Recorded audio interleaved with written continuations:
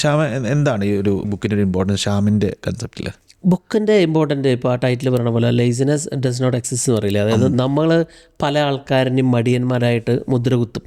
ചില ആൾക്കാരുടെ അവർ ബിഹേവ് ചെയ്യുന്ന രീതിയും അല്ലെങ്കിൽ അവർ ലൈഫിനെ അപ്രോച്ച് ചെയ്യുന്ന രീതിയും നമ്മളങ്ങോട്ട് ഒരു കിരീടം ചാർത്തി കൊടുക്കും. അപ്പം നമുക്ക് എല്ലാവർക്കും ഒരു കാലഘട്ടങ്ങളിൽ ചിലപ്പോൾ കിട്ടിയിട്ടുണ്ടാവായിരിക്കും.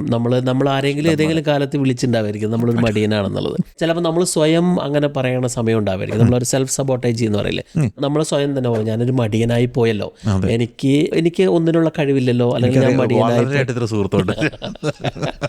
ഞാനൊരു മടിയനാന്ന് എപ്പോഴും സിദ്ധാന്തം പറഞ്ഞുകൊണ്ടിരിക്കുന്ന ആളുകളുണ്ട്.